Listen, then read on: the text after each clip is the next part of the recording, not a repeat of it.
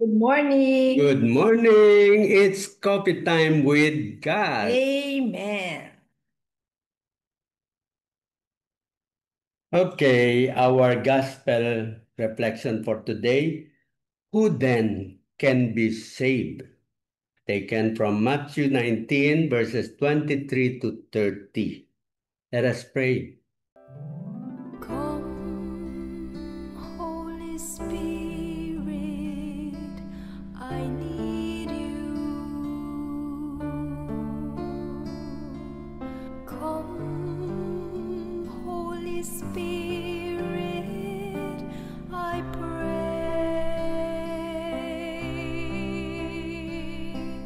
Come with your strength and your power.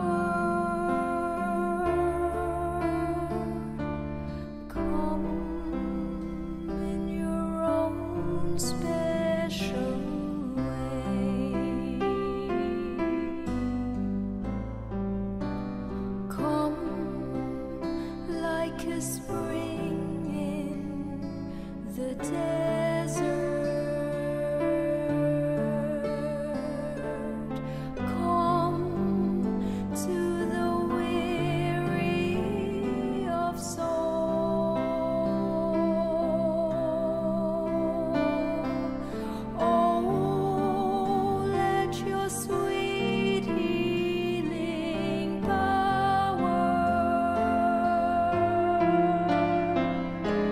touch me and make me whole.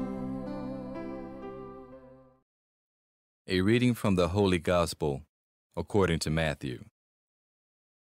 Jesus said to his disciples, Amen, I say to you, it will be hard for one who is rich to enter the kingdom of heaven. Again I say to you, it is easier for a camel to pass through the eye of a needle than for one who is rich to enter the kingdom of God. When the disciples heard this, they were greatly astonished and said, Who then can be saved? Jesus looked at them and said, For men this is impossible, but for God all things are possible. Then Peter said to him in reply, We have given up everything and followed you. What will there be for us? Jesus said to them, Amen. I say to you that you who have followed me in the new age, when the Son of Man is seated on his throne of glory, will yourselves sit on 12 thrones, judging the 12 tribes of Israel. And everyone who has given up houses or brothers or sisters, or father or mother, or children or lands, for the sake of my name, will receive 100 times more and will inherit eternal life. But many who are first will be last, and the last will be first. The Gospel of the Lord. To you, Lord Jesus Christ. So sa akin dito yung na-inspire ako is yung for God all things are possible. Yeah. Alam mo, napansin ko no sa mga sinasabi ni Jesus.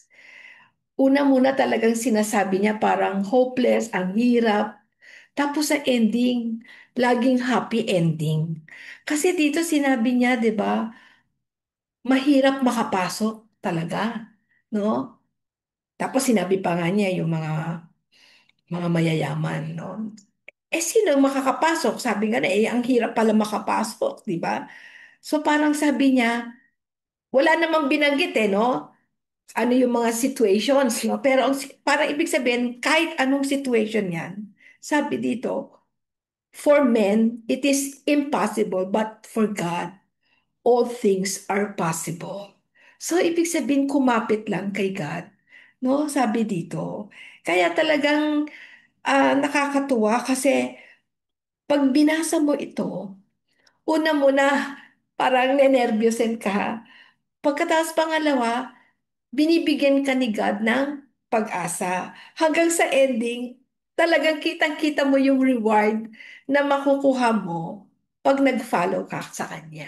Yun yung parang nakikita ko dito na sinasabi dito yung inherit eternal life. Yun yung reward na sinabi dito. Binanggit Sinabi talaga, hindi ka ano kaya yun? Hindi mo ganun pero dito sinabi. Kaya swerte talaga natin. Nung time na yun, hindi pa nila alam. Tayo, alam na natin. Kaya magandang nabasa natin ito.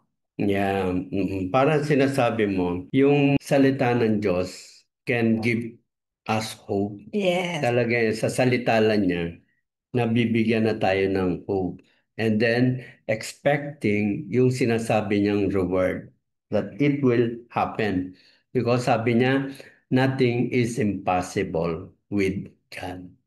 Okay. Amen. Ang sa akin, ang napili ko yung Amen, I say to you.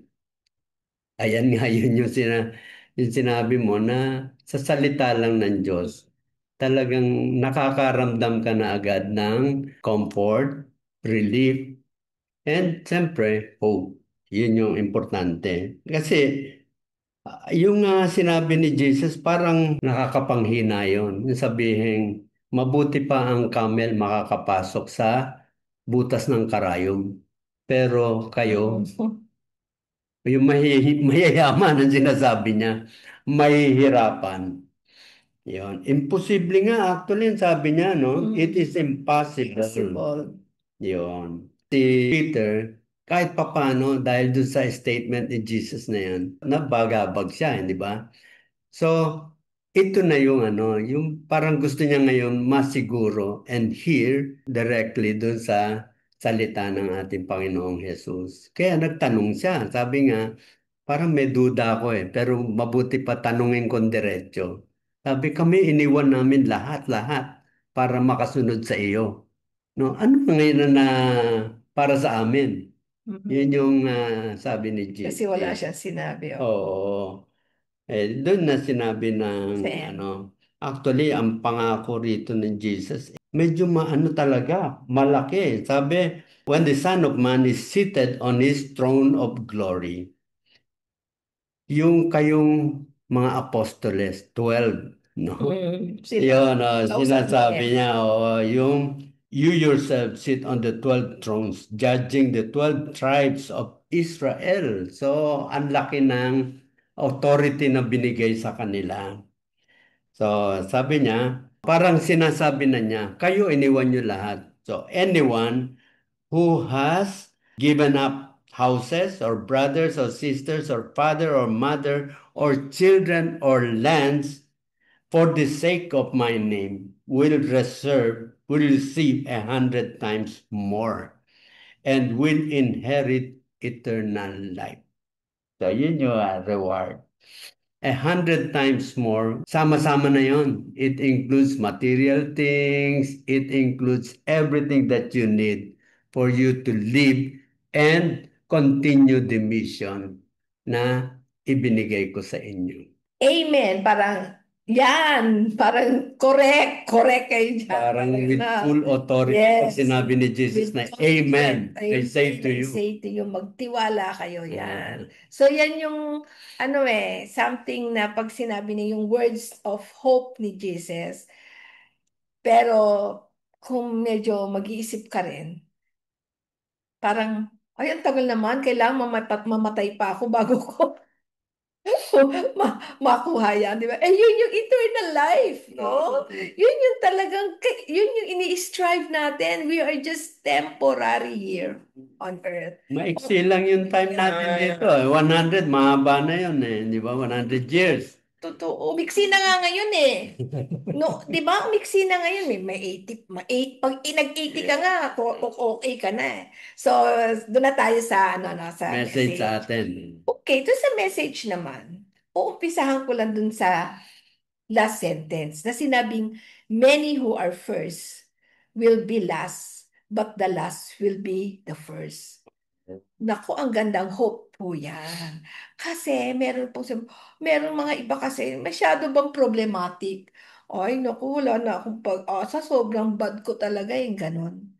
O kaya may iba naman di ba, yung mga nagsusuicide, di ba? Di ba ginajudge natin sila agad? Ay, hindi na pwede yan. Nagpakamatay, may kasalanan yan. Hindi po natin ma-judge yun. Kasi, alam niyo ba, pagka namatay ka, hindi ka agad dead agad eh. Meron pang ano doon sa loob mo eh. Meron ka, kinakausap ka pa ni God doon. Malay mo yung last moment na yun, nakahingi siya ng tawad. So, napatawad siya. E di, na-save siya, di ba? Kasi nung panahon noon, hindi talaga yan ano eh, binibless, parang ganon. So talagang, kaya sinabi those who are last will be first. O yung iba naman, sobrang bait, kung kailan bumait, eh doon naman na demonyo, di ba? Na-tempt naman sila.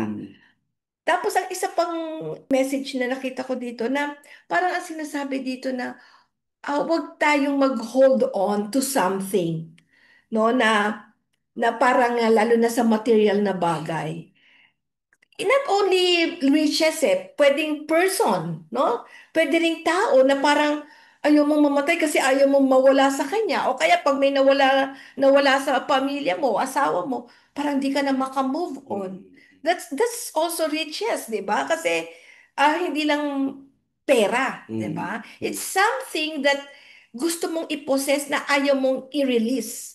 That is riches in yourself kasi yun yung gusto mo. So, ang sinasabi ni God dito, mahirap makapasok sa langit yan. Tingnan mo yung in-example niya. Ano? Yung camel. Yung kung gaano kali, kahit nga daliri mo, hindi mo mapapasok na, camel pa kaya? Ibig sabihin, ganun ka-imposible. Now that we know that, kailangan unti-unti na tayo, yan mo, anong gagawin? Unti-unti na tayo mag-release ng ating mga possession or possessiveness sa ating mga magulang, anak, no? Kailangan natin sila i-release na ibig sabihin, Lord, we surrender everything to you. Ayan. Kaya nga, merong nagsabi sa akin na ayoko pang mamatay kasi ako ready ako mamatay, sasabi niya. Pero yung anak ko kasi, hindi pa yan marunong, wala pang alam niya. Pag namatay ako, baka kung saan na mapunta yan. Yan. Yan po is sign that you are not surrendering everything to God. Kasi pagka na-surrender mo na ang mga anak mo sa Diyos, di ba? Kahit ano pang sitwasyon nila ngayon, si God ang bahala sa kanila. Ang importante, sabi natin, makapunta sila sa langit.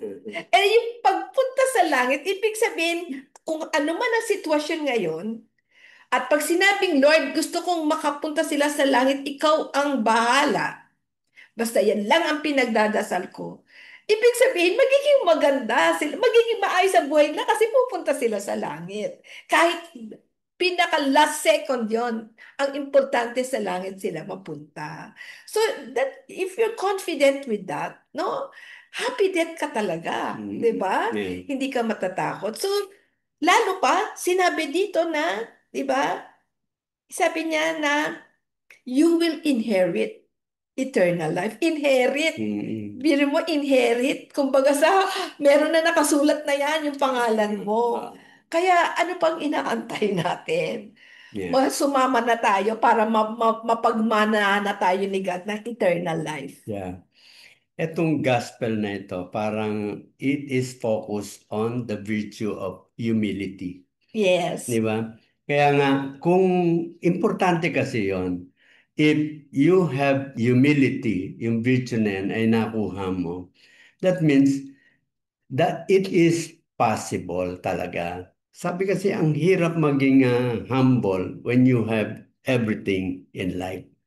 Ngayon, yung humility na yon, sabi nga ni Jesus, ito yung ano natin, yung Amen, I say to you. Yun ang parang sinasabi, if you become humble. Ito na yon. Sabi niya, many who are first will be last, and the last will be first. Kasi pag humble ka, you feel na you are last. Kasi, correct. ito yung ano niya, utos niya. If you want to be my disciple, deny yourself, pick up your cross, and follow me. Ayun, ang tama-tama dun sa sinabi, the last will be the first. Yan. Yan. Di ba? Ayun yung parang tinitignan din ng tao na parang siya yung parang mukhang kawawa pero sa loob niya, yun yung sinusunod niya si God, eh, no? Yes. So, yan yung tingin ng tao last, pero kay God, ikaw yung Oh, first. humility. The virtue of humility is also very important Amen. for you to enter or tayo to enter the kingdom of God. Amen. Yes, amen. So again, good morning and see you again tomorrow Yes, here in Coffee Time with with God. God.